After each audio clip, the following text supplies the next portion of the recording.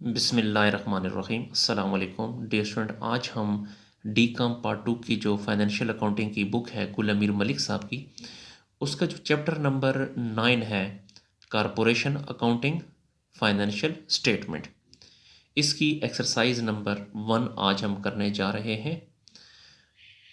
Exercise number 1 है और D com part 2 की बुक है गुल अमीर मलिक साहब की फाइनेंशियल अकाउंटिंग, और उसका चैप्टर नंबर 9 है कारपोरेशन अकाउंटिंग फाइनेंशियल स्टेटमेंट।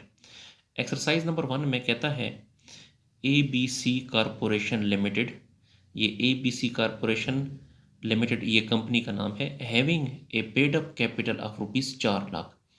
उसका जो पेड अप कैपिटल है 4 लाख। अच्छा, ये पेड अप कैपिटल या इशूड कैपिटल एक ही चीज़ होती है तकरीबन।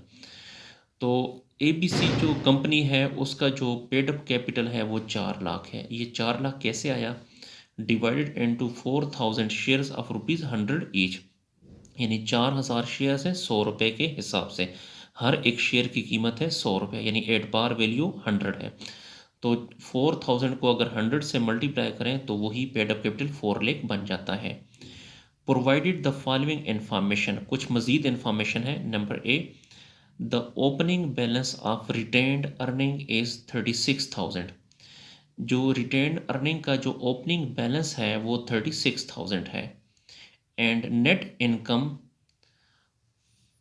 फॉर द ईयर 60,000, और जो नेट इनकम है वो 60,000 है। जी दोबारा सुने, रिटेन्ड अर्निंग का जो ओपनिंग बैलेंस है वो 36,000 है और नेट इनकम जो है साल की वो 60,000 है। The directors of the company have decided to, number 1, pay dividend of 10% on paid up capital. Paid up capital का 10%, यानी देखें ये पेड अप कैपिटल ना 4 लाख, तो 4 लाख का 10% लेंगे तो 4 लाख का 10% 40,000 आएगा जी। Create general reserve 4,000, general reserve create करना है 4,000। An amount of 5,000 is set aside for income tax liability, income tax के लिए रिजर्व रखना है 5,000। ₹4 में ₹6,000 is transfer to employees provident fund, 6,000 रुपये ट्रांसफ़र करना है एम्प्लॉइज प्रोविडेंट फंड में। रिक्वायर्ड में कहता है प्रिपेयर जर्नल एंट्रीज, हमने जर्नल एंट्रीज करनी है। And statement of retained earning, और स्टेटमेंट ऑफ रिटेन्ड अर्निंग भी बनानी है। तो डियर स्टूडेंट, गुजारिश है कि इस क्वेश्चन को आप अपने सामने रखें ताकि मैं ये जितने भी ऑप्शन हैं 1 बाई 1 ऑप्शन पढ़ूंगा तो उसके साथ साथ क्वेश्चन भी मैंने सॉल्व करना है ताकि आपको तवज्जो से समझ आए। अच्छा डियर स्टूडेंट, अब हम सोल्यूशन की तरफ चलते हैं। तो सबसे पहली जो एंट्री होगी वो हम ये जो 60,000 है ना, ये नेट इनकम जो 60,000 है इसकी हम पहली एंट्री करेंगे। ठीक है जी। तो पहला क्वेश्चन बहुत ही एहतियात से आप समझें तो इंशाल्लाह अगर आप पहला क्वेश्चन आपको समझ आ जाता है तो बाकी क्वेश्चन भी इसी तरह के ही हैं। तो सोल्यूशन की तरफ चलते हैं। तो हमने जर्नल एंट्रीज करनी है तो इसके लिए आपने एक जर्नल बनाना है। जर्नल का ये फॉर्मेट है, सबसे पहले आप डेट का कॉलम बनाएंगे, फिर डिस्क्रिप्शन का, फिर डेबिट का और फिर क्रेडिट का। और ये एक्सरसाइज नंबर 1। डियर फ्रेंड, याद रखें कि जब भी आपके पास ये नेट इनकम दी जाए, नेट इनकम देखें, नेट इनकम कितनी है 60,000, तो आपने सबसे पहले रिटेन अर्निंग वाली एंट्री करनी है, यानी expense and revenue summary debit, और रिटेन अर्निंग क्रेडिट ये वाली एंट्री करनी है। तो ए ऑप्शन में expense and revenue summary debit,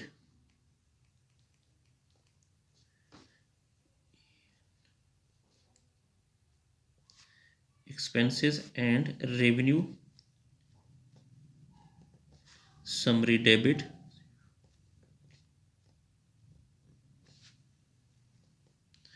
और retained earnings account credit।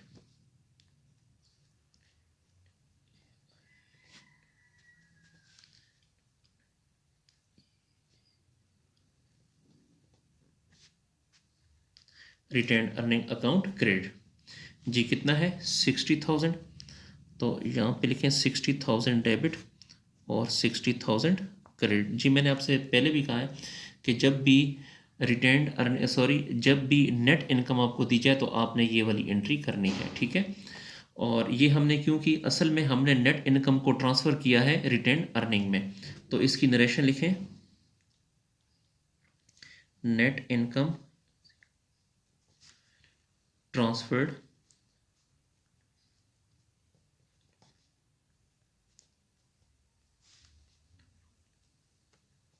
net income transfer to retained earnings, retained earning,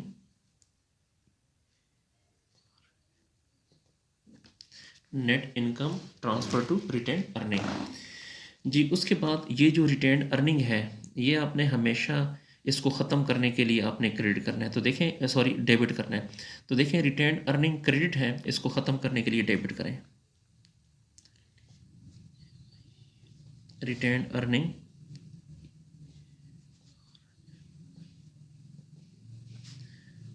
retain earning account debit.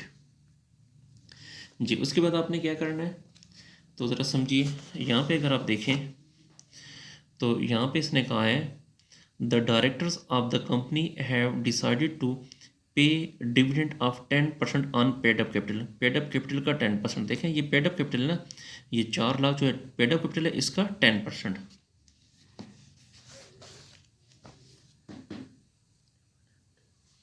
तो यहाँ पे लिखें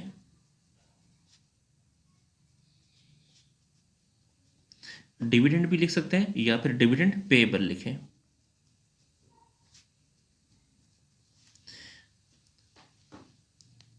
पेड अप कैपिटल का 10%। पेड अप कैपिटल कितना है 5 लाख, इसका 10%।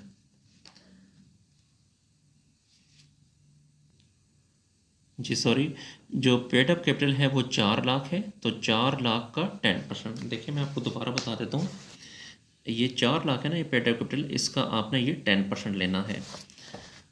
तो 4 लाख का 10% आएगा 40,000। तो यहाँ पे आपने क्रेडिट करना है 40,000।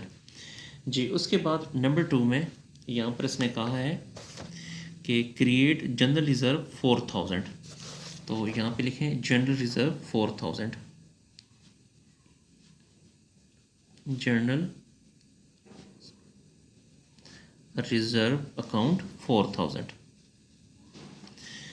जी उसके बाद N amount of 5,000 is set aside for income tax liability. तो इनकम टैक्स के लिए आपने रखना है 5,000। तो यहाँ पे लिखें इनकम टैक्स भी लिख सकते हैं या इनकम टैक्स रिजर्व भी लिख सकते हैं या प्रोविजन भी लिख सकते हैं। कितना 5,000। जी उसके बाद नेक्स्ट है टू पे 5,000 सॉरी ये है ₹6,000 is transfer to employees provident fund. Employees provident fund के लिए 6,000 रुपये रखना है। तो यहाँ पे लिखें employees provident fund,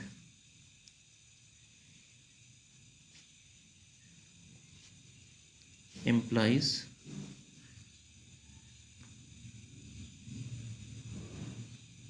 provident fund account कितना रखना है 6,000। तो यहाँ पे लिखेंगे 6,000। तो इनको अब आपने प्लस करना है 40,000 प्लस 4,000 प्लस 5,000 और प्लस 6,000। इन चारों को प्लस करें तो ये बनता है 55,000। तो यहाँ पे लिखें 55,000। जी इसकी नरेशन लिखें appropriation of profit for various purpose.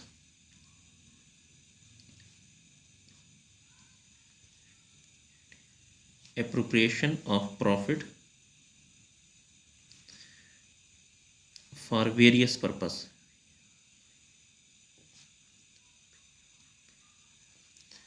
कि हमने प्रॉफिट को अप्रोप्रिएट कर दिया मुख्तलिफ मकासद के लिए, ये इसकी नरेशन है। अच्छा डियर स्टूडेंट, ये जो जनरल एंट्रीज़ हैं वो तो हमारी कंप्लीट हो गई और अब हम स्टेटमेंट ऑफ रिटेन अर्निंग बनाते हैं। तो पेज को थोड़ा सा ऊपर कर लेते हैं।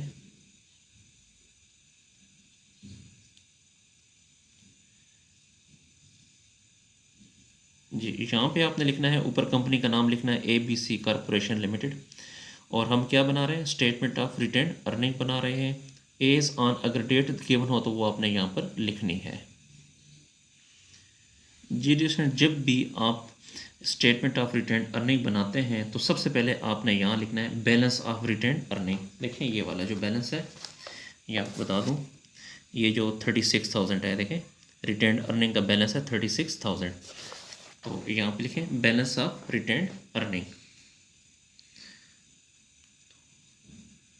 Balance of retain earning, RE का मतलब है रिटेन अर्निंग। तो बैलेंस ऑफ रिटेन अर्निंग है 36,000, तो ये यहाँ पे लिखें। फिर उसके बाद आपने प्लस करना है नेट इनकम, नेट इनकम जो है वो अगर आप देखें तो नेट इनकम है 60,000। इन दोनों को प्लस करें, यहाँ पे लिखें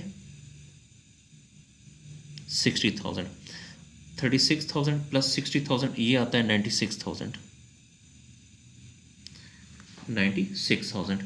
ये जो 96,000 है इससे आपने कहना है total retained earning, total retained earning.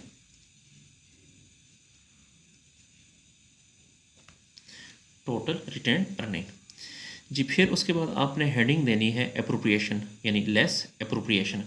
तो यहाँ पे मैं आपको आसानी की खातिर बताऊँ कि आप लोग इस तरह करें कि ये जितनी भी लाइबिलिटीज़ हैं, ये dividend 40,000, general reserve 4,000, income tax liability 5,000, employees provident fund 6,000, ये चारों की चारों उठा के आपने इधर एप्रोप्रिएशन में लिखनी है। तो यहाँ पर एप्रोप्रिएशन में लिख दें यहाँ पे, ठीक है।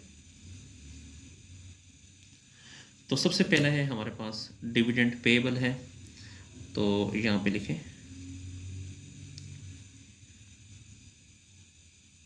Dividend payable. डिविडेंड पेएबल की जो अमाउंट है वो 40,000 है, यहाँ पे लिखना है फर्स्ट कॉलम में 40,000। उसके बाद जनरल रिजर्व है,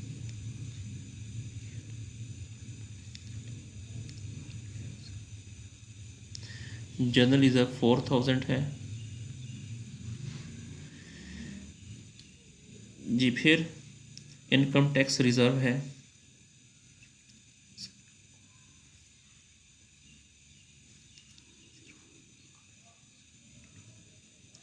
इनकम टैक्स रिजर्व है 5,000 और एम्प्लॉइज प्रोविडेंट फंड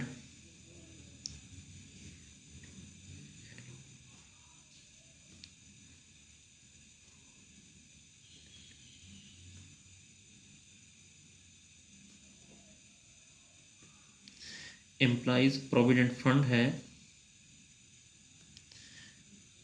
6,000, तो यहाँ पे लिखें 6,000 जी। अब आपने इस तरह करना है कि 40,000 प्लस 4,000, पेज को थोड़ा सा ऊपर कर लेते हैं,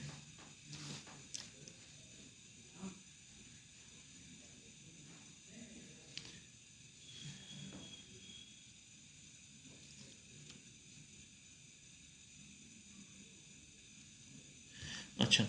ये 40,000 प्लस 4,000 प्लस 5,000 प्लस 6,000, इन चारों को अगर आप प्लस करें तो ये आता है 55,000। तो यहाँ पे लिखेंगे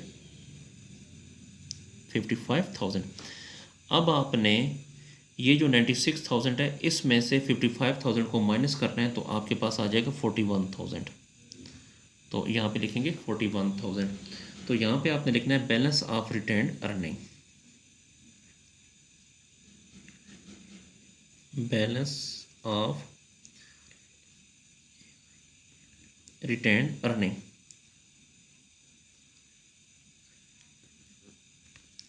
बैलेंस ऑफ रिटेन्ड अर्निंग जी। डिस्टेंट, इसके साथ ही हमारा जो क्वेश्चन है कंप्लीट हुआ।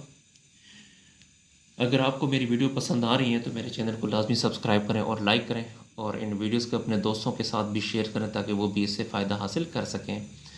अगर आपको आई काम, डी काम, बी काम या बाकी क्लासेस की अकाउंटिंग का सलूशन चाहिए तो आप मेरे चैनल की प्लेलिस्ट में जाकर वहाँ से हासिल कर सकते हैं। अगर आपको किसी पॉइंट की समझ नहीं आती तो आप कमेंट सेक्शन में जाकर मुझसे पूछ सकते हैं। अल्लाह हाफिज़।